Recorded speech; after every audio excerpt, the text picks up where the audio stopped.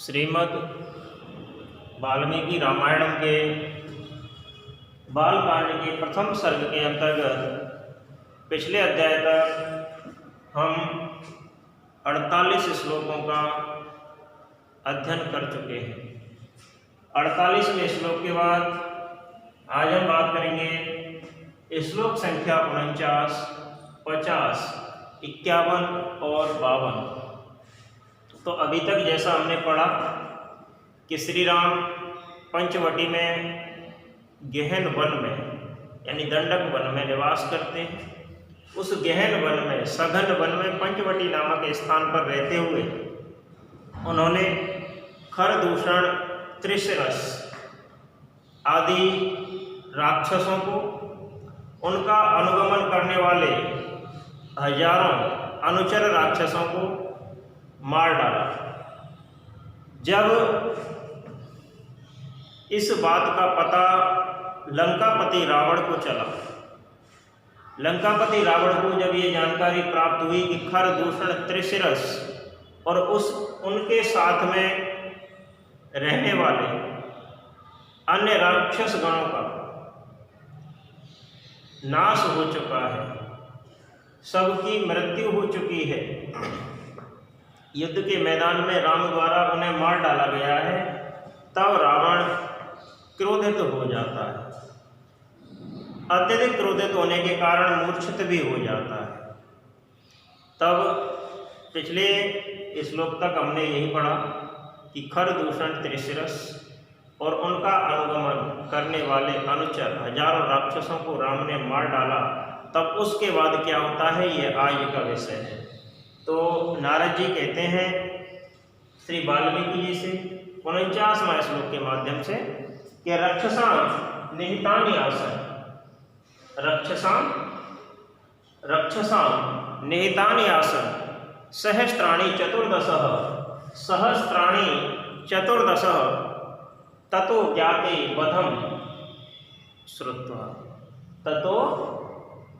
वधम श्रुत्वा रावणः क्रोधमूर्छितः। अर्थात अन्वय इस प्रकार से होगा, 14 सहस्त्राणि रक्षसां निहितानि आसन ततः ज्ञातिवधं श्रुत्वा रावणः क्रोधमूर्छितः अभवत्। अर्थात 14 सहस्त्राणि,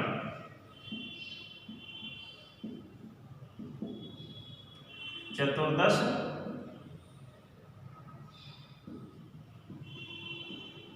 सहस्त्राणि, 14 यानी 14 और सहस्त्राणि यानी हजार, संख्या में 14,000, संख्या में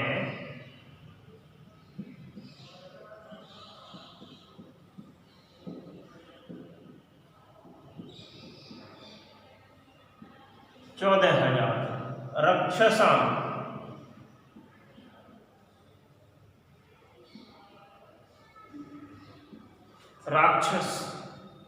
रक्षसां राक्षस,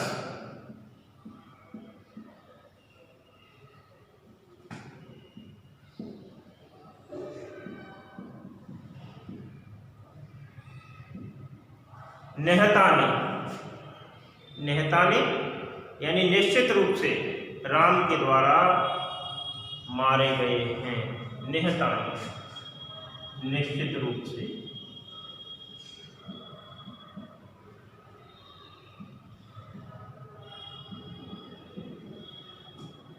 निश्चित रूप से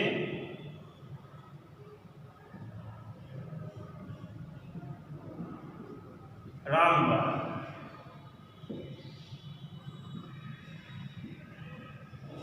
मारे गए।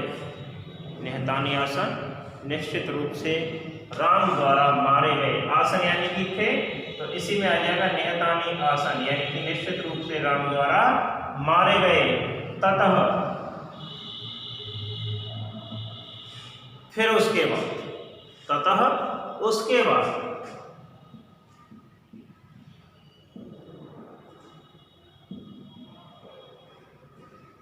ज्ञातिवधम,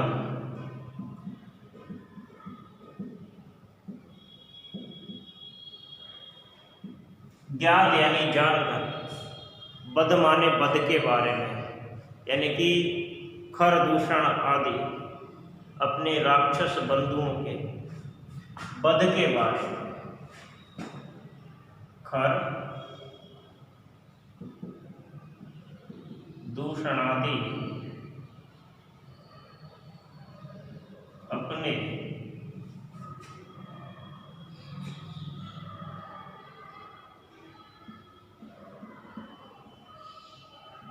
राक्षस बंधुओं के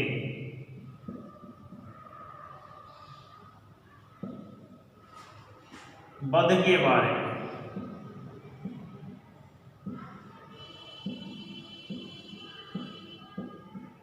जानकर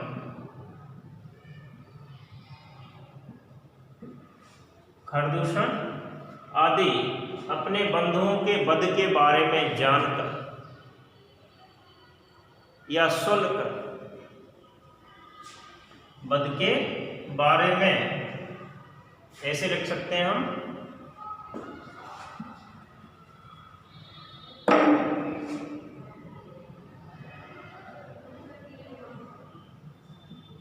श्रुत्वा सुनकर,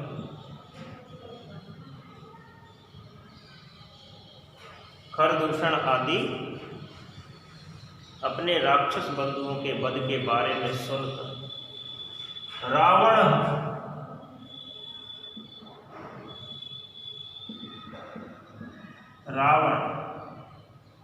राक्षस राज रावण, लंकापति रावण, दशमुख रावण क्रोध मूर्छित है।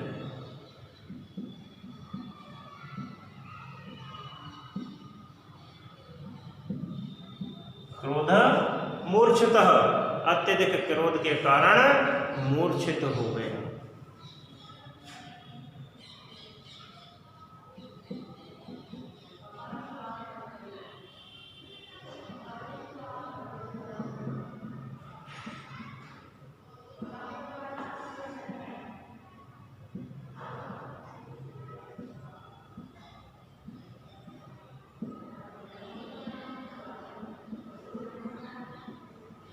यह संज्ञा शून्य हो गया। तब हम इसका एक बार श्लोक दोबारा से देख लेते हैं कि रक्षसाम निहितानि आसन सहस्त्राणि चतुर्दशः ततो ज्ञाति वदम श्रुत्वा रावणः क्रोधमूर्छितः। अर्थात 14 सहस्त्राणि रक्षसाम निहितानि आसन, 14,000 राक्षस मारे गए हैं निश्चित रूप से। ततः ज्ञाति वदम, उनके वध के बारे में सुनकर रावण क्रोध मूर्छित अवगत, अत्यधिक क्रोध के कारण मूर्छित हो गया, संज्ञा शून्य हो गया। तब हम इसका प्रसंग क्या लिख सकते हैं? प्रसंग लिख सकते हैं कि इस श्लोक में, इस पद्य में अपने बांधवों के मृत्यु के बारे में सुनकर रावण मूर्छित हो गया, इसका वर्णन किया गया है। यह हम लिख सकते हैं कि खरदूषण आदि राक्षसों की मृत्यु का समाचार सुनकर रावण मूर्छित हो गया। इसको या इसी का वर्णन इस श्लोक में किया गया है। तब हम सीधा सा अर्थ है, 14 सहस्त्राणि संख्या में 14,000 राक्षस निहितानि आसन, निश्चित रूप से मारे गए हैं राम के द्वारा। ततः ज्ञाति पदम, उसके बाद ज्ञाति पदम अपने बांधवों के यानी खरदूषण आदि बांधवों के वध के बारे में श्रुत्वा सुन करके रावण क्रोध मूर्छित है, अत्यधिक क्रोध के कारण रावण मूर्छित हो गया। तब व्याख्या रूप हम लिख सकते हैं कि महामुनि नारद ने अपने द्वारा प्रस्तुत विवरण श्री राम कथा को आगे बढ़ाते हुए वाल्मीकि से कहा कि उस जल स्थान में अर्थात उस दंडक वन में निवास करने वाले खरदूषण, त्रिशिरस आदि राक्षसों के नेतृत्व में अनुसरण करने वाले लगभग 14,000 राक्षसों का श्री राम द्वारा वध कर दिया गया। श्री राम द्वारा युद्ध के मैदान में उन सबको मार दिया गया। तब अपने जाति बंधुओं खरदूषण आदि के वध के बारे में सुनकर लंका नरेश राक्षस राज रावण अत्यधिक क्रोध के कारण मूर्छित हो गया, संज्ञा शून्य हो गया। और जो व्यक्ति संज्ञा शून्य हो जाता है उसका फिर मस्तिष्क काम नहीं करता। तब रावण क्या करता है? तब अपनी सहायता के लिए मारीच के पास जाता है, क्योंकि रावण भी यह जानता था कि राम से सीधा सीधा युद्ध नहीं किया जा सकता है। उचित अनुचित का उस रावण को कोई भान नहीं रहता है।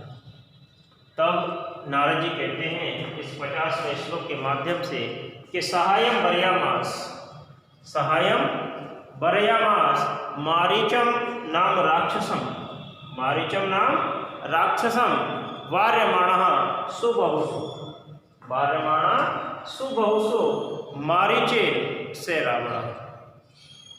तब अन्वय लिख सकते हैं कि रावण मारीच नाम राक्षसम सहाय बर्यामास, मारीचेन से रावण सुबहु से वार्यमाणः, अर्थात रावण ने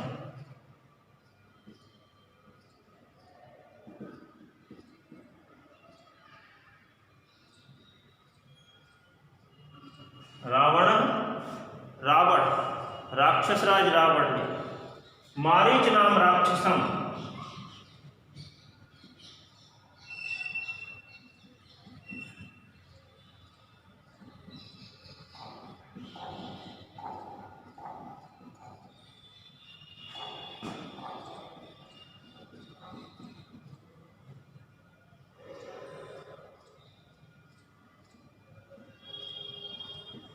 मारीच नाम के मायावी राक्षस,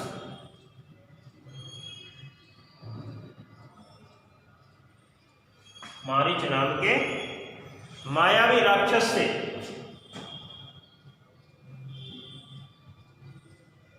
वर्यम सहाय, अपने लिए सहाय,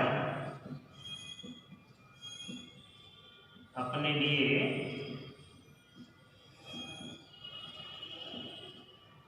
सहायता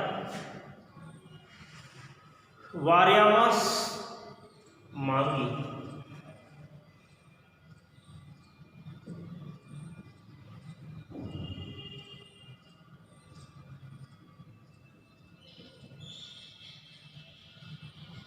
वार्यामास मांग, मारीचे और मारीच द्वारा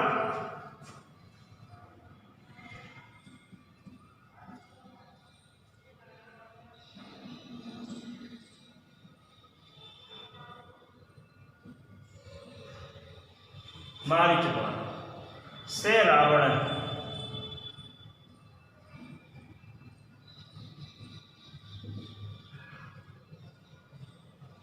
से रावण, उस रावण से रावण वह राक्षस राज रावण या उस रावण को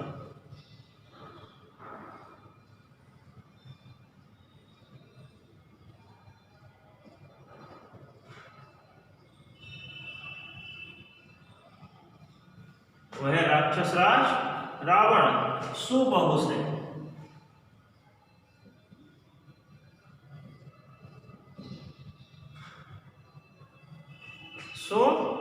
बहुत से बहुत अच्छी तरह से, बहुत अच्छे प्रकार से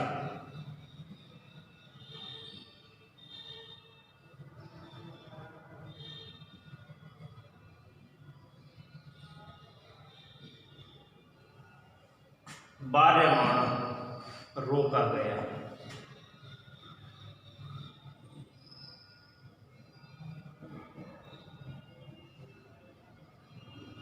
वार्यमाण रोका गया।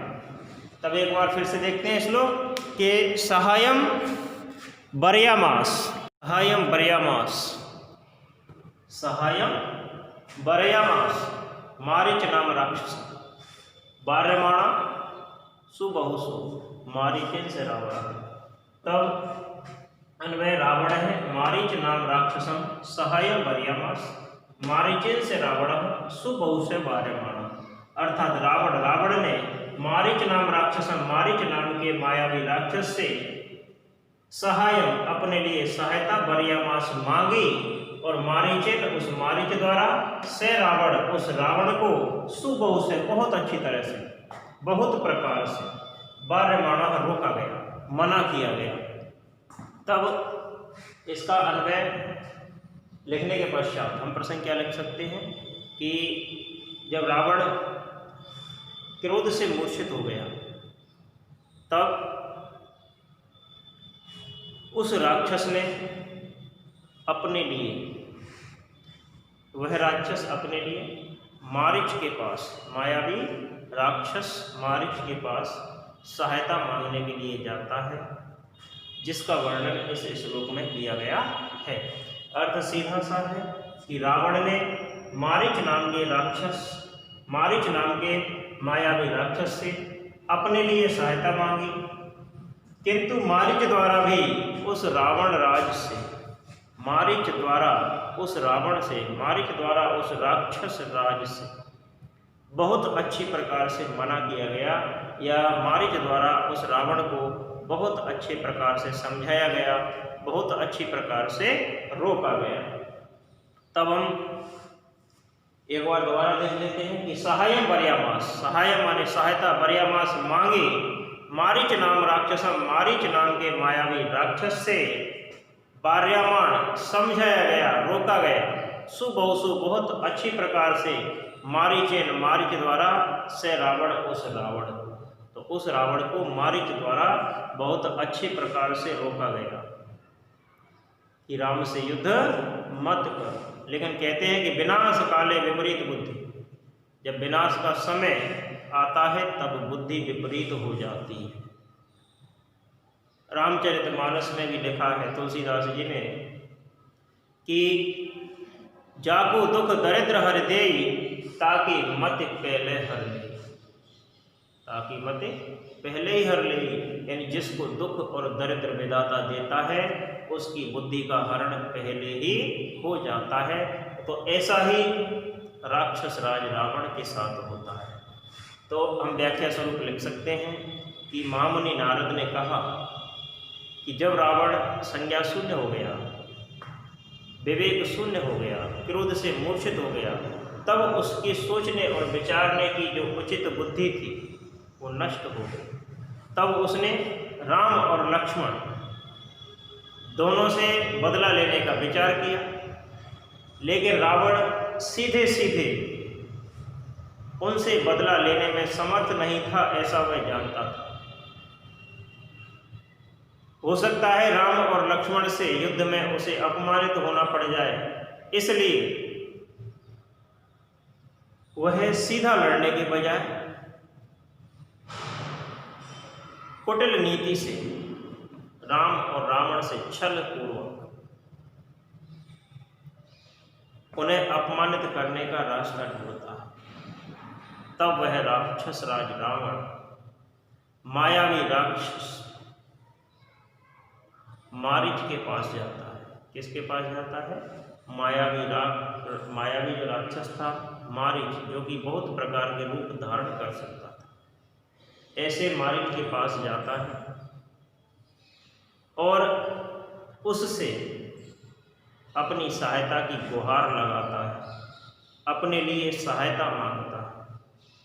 लेकिन मारीच भी बुद्धिमान था, मायावी होने के साथ साथ कैसा था? बुद्धिमान था। उसे राम और लक्ष्मण की शक्ति के बारे में वास्तविकता का अंदाजा था। तब उस मारीच ने उस रावण को बहुत अच्छे प्रकार से तर्क देकर समझाया। रावण को कोई भी अनुचित कार्य करने से उसे बार बार रोका, लेकिन राक्षस राज रावण नहीं माना। तब आगे श्लोक कहते हैं नारद जी 51वां कि न विरोधो बलवता क्षमो रावण तेन ते, न विरोधो बलवता न विरोधो बलवता क्षमो रावण तेन ते अनादृत्य तु तद्वाक्यम अनादृत्य तु तद्वाक्यम रावण कालचोदिता, यानी न विरोधो बलवता, वो राम अत्यंत पराक्रमी बलशाली, क्षमो रावण तेन थे, और उनके साथ युद्ध करना विरोध करना तुम्हें उचित नहीं है। उन राम के साथ बलशाली राम के साथ युद्ध करना उचित नहीं है। अनादृत तु तद्वाक्यम रावण, लेकिन रावण ने मारीच के ऐसे वाक्यों का अनादर कर दिया। कालचोदित, काल के वशीभूत होकर मृत्यु काल से प्रेरित होने के कारण रावण ने उस मारीच द्वारा कहे हुए वाक्यों का क्या कर दिया, अनादर कर दिया। तब हम मन में लिख सकते हैं रावण बलवता ते विरोध न क्षमः इति कालचोदितः रावण है तद वाक्यम तो अनादृत तथासित। अर्थात रावण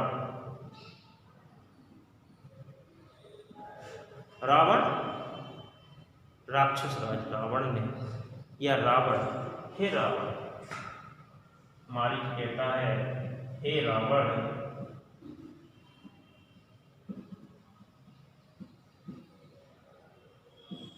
बलवता अत्यंत बलशाली,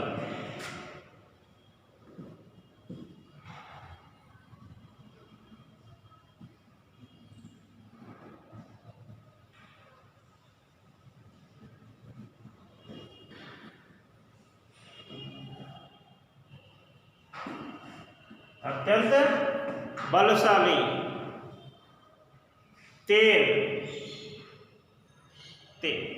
तेन माने उन श्री राम के साथ, ते माने तुम्हारा, तो उन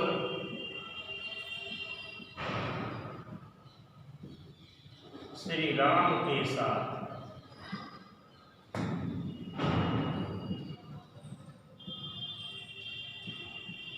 तुम्हारा, तेन माने उन श्री राम और लक्ष्मण के साथ, ते माने तुम्हारा,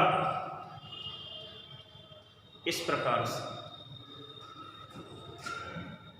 विरोध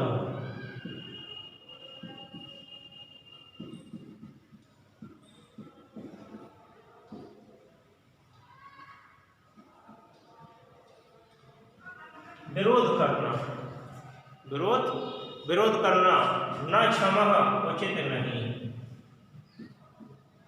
न क्षमः उचित नहीं, क्षमा योग्य नहीं,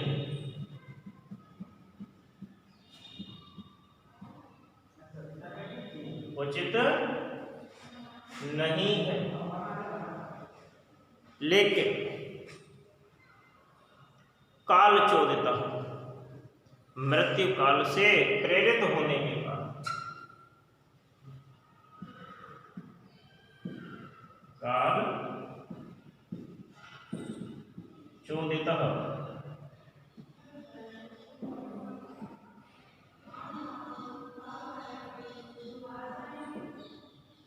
मृत्यु काल से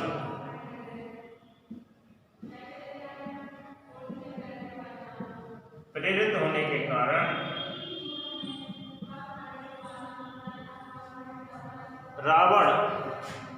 रावण ने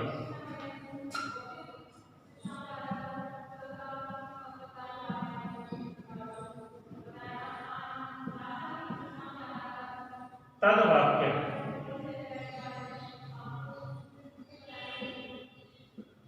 उस मारीच द्वारा कहे हुए बात को, तद वाक्यम, मारीच द्वारा कहे हुए वाक्य का,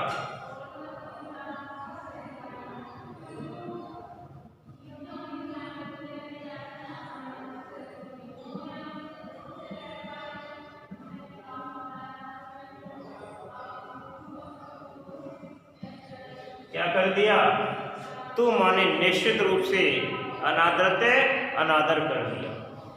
तो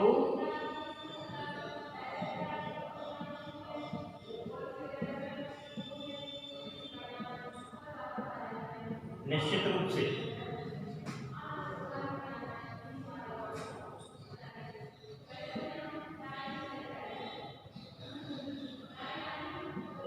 अनादर।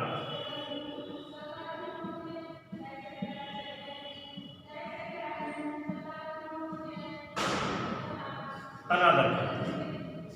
तो कहने का तात्पर्य है कि रावण बलवता ते विरोध न क्षमा, हे रावण अत्यंत बलशाली और श्री राम के साथ तुम्हारा विरोध न क्षमा, विरोध करना उचित नहीं है। काल चोदित रावण, लेकिन मृत्यु काल से प्रेरित होने के कारण रावण ने तद वाक्यम उस मारीच द्वारा कहे हुए वाक्यों का अनादर कर दिया। तो प्रसंग हम लिख सकते हैं कि मारीच द्वारा कहे हुए वाक्य को मारीच द्वारा समझाने पर उसके वाक्य का अनादर रावण ने कर दिया। इस प्रकार से इस श्लोक में बताया गया है, वर्णन किया गया। अर्थ लिख सकते हैं कि हे रावण न विरोधो बलवता क्षमो रावण तेन से, न विरोधो विरोध करना बलवता उन बलशाली रावण के साथ, क्षमो रावण तेन हे रावण तुम्हारे लिए उचित नहीं है। अनादरत तो तदवाक्यम, लेकिन मारीच के ऐसे वाक्यों का अनादर रावण ने कर दिया। काल चोदितः मृत्यु काल से प्रेरित होने के कारण। तब व्याख्या रूप में हम लिख सकते हैं कि महर्षि नारद मुनि वाल्मीकि से कहते हैं कि मायावी राक्षस मारीच ने उस रावण को भिन्न भिन्न तर्कों के द्वारा समझाने का प्रयास किया, उसे समझाने का प्रयत्न किया और कहा कि हे रावण वो श्री राम अत्यंत बलशाली, उनके साथ तुम्हारा विरोध करना, उनसे शत्रुता रखना उचित नहीं। उनके बलवान होने का अनुमान तो केवल इसी बात से लगाया जा सकता है कि बिना सेना के होते हुए, किसी भी सेना की सहायता के बिना उन दोनों भाइयों ने ही 14,000 राक्षसों का खर दूषण और त्रिशिरस के साथ में क्या कर दिया है, वध कर दिया। बिना किसी सेना के उन्होंने उन सभी राक्षसों को मार डाला। लेकिन रावण ने मारीच के द्वारा कहे हुए ऐसे वाक्यों को कोई महत्व नहीं दिया। उसे अपनी सहायता करने के लिए बार बार दबाव में लेता रहा, क्योंकि रावण के सिर पर काल मंडरा रहा था, रावण की मृत्यु निकट थी। इसलिए रावण ने मारीच द्वारा कहे हुए किसी भी बात पर ध्यान नहीं दिया, बल्कि उसे अपनी शक्ति से अपने वश में करता रहा, अपनी बात पर अड़िग रहा। अपनी बात के सामने उसने मारीच की सलाह को नहीं माना। तब आगे नारद जी कहते हैं इस 52वें श्लोक के माध्यम से कि जगाम मारीच, जगाम सह मारीच तस्य आश्रम पदम तदा, तस्य आश्रम पदम तदा तेन माया विना दूरम, तेन माया विना दूरम अपवाह्य नृपात्मजो, अपवाह्य नृपात्मजो यानी जगाम ले जाया गया, अपवाह्य अपहरण करके, सह मारीच मारीच के साथ में वह रावण राज, आश्रम पदम उस राम और लक्ष्मण सीता के निवास स्थान, प्रसिद्ध आश्रम के स्थान पर, तदा माने तब, तेन मायाविना और उस मायावी मारीच द्वारा, दूरम माने दूर तक, मायाविना अपनी माया के द्वारा, दूरम दूर बहुत दूर तक जंगल में, निरपात्मजो निरपात्मजो यानी कि राम और लक्ष्मण राजा दशरथ के दोनों पुत्रों को दूरम अपवाह्य बहुत दूर तक ले जाया गया। अन्वय लिख सकते हैं तदा सह मारीचः तस्य आश्रम पदम जगाम तेन मायाविना नृपात्मजौ दूरम अपवाह्य नीतौ, अर्थात तदा उसके बाद, तदा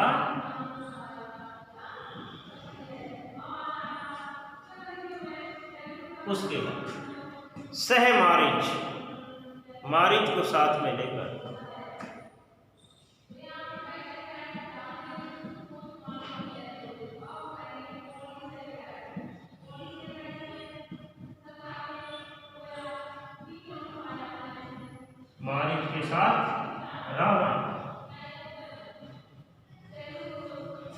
तस्य आश्रम पदम, तस्य उस श्री राम के,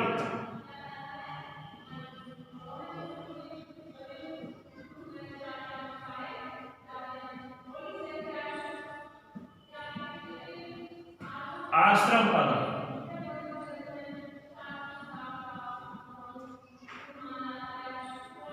आश्रम पदम, उस प्रसिद्ध आश्रम के स्थान पर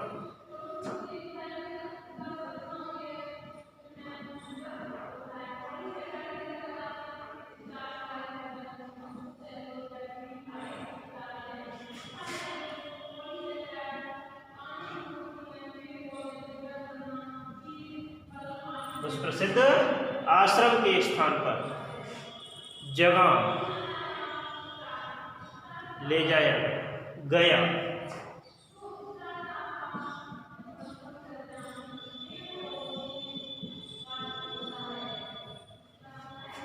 तेन और उस मारीच द्वारा,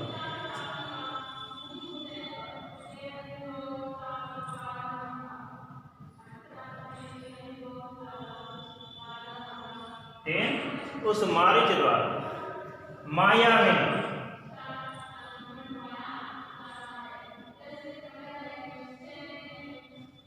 अपनी माया के द्वारा, माया बिना अपनी माया जाल की रचना करने वाले उस मारीच द्वारा, माया बिना मायावी या माया जाल की रचना करने वाले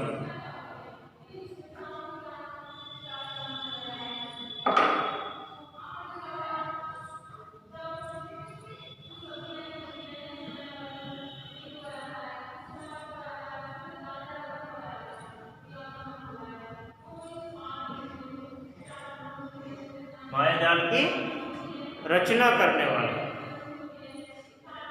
नरपात्मजौ,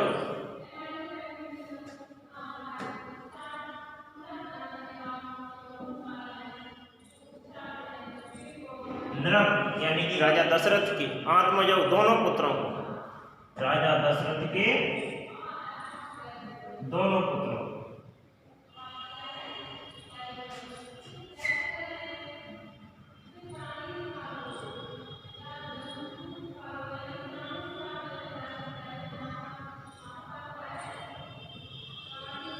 राजा दशरथ के दोनों पुत्रों को दूरम, उस वन में बहुत दूर तक,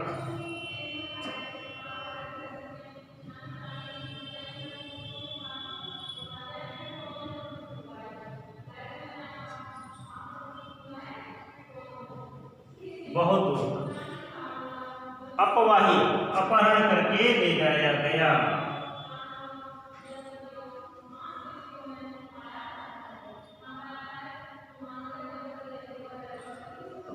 अपवाही,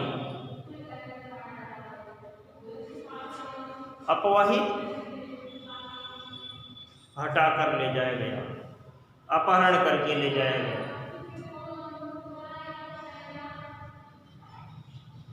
ले जाया गया।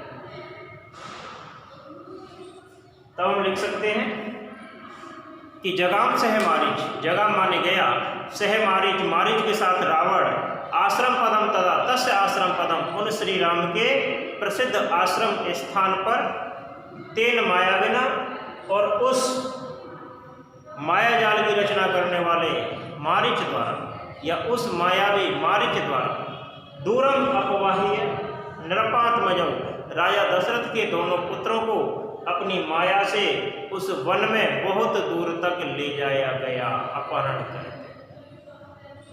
तो हिंदी में एक उक्ति प्रचलित है कि जब रावण मारीच को अपने कार्य के लिए मना लेता है, अर्थात अपनी शक्ति से या किसी भी प्रकार से, जब मारीच रावण की बात को मान जाता है, तब रावण ने कहा कि मामा तुम मृग बन जाओ, मैं साधु बन जाऊंगा।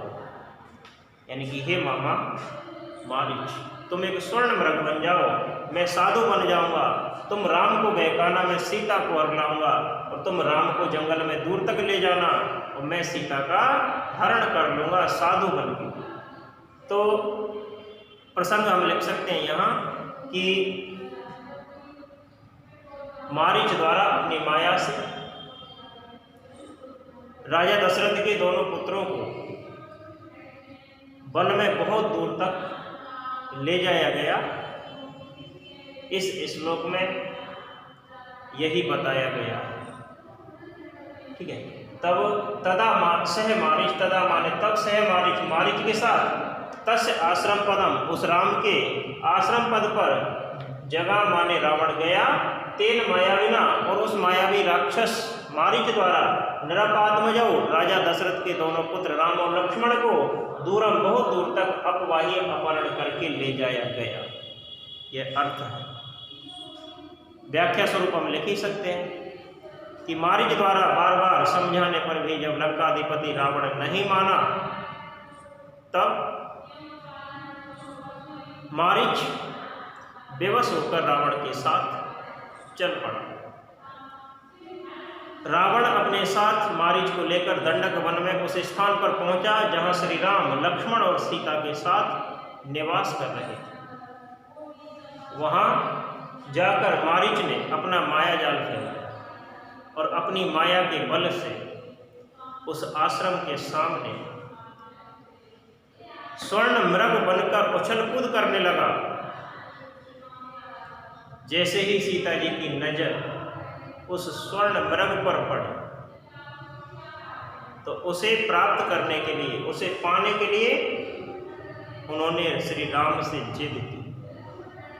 और श्री राम से जिद करने पर श्री राम ने भी उन्हें समझाया कि यह दंडक वन है, राक्षसों से घिरा हुआ है, यहाँ अनेक राक्षस अपनी विभिन्न विभिन्न प्रकार की मायाएं फैला सकते हैं।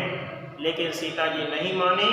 तब राम अपने धनुष और बाण लेकर उस मृग का पीछा करने के लिए जंगल में दूर तक जाते हैं। जब राम और लक्ष्मण भागते भागते उस मृग के साथ साथ बहुत दूर तक आश्रम से चले गए, तब रावण ने साधु का वेश बनाकर उन सीता जी का हरण कर लिया। उन सीता जी को अकेला देखकर उनका हरण कर लिया। इस प्रकार से आगे के श्लोकों के विषय में अगले अध्याय में जानकारी करेंगे। धन्यवाद।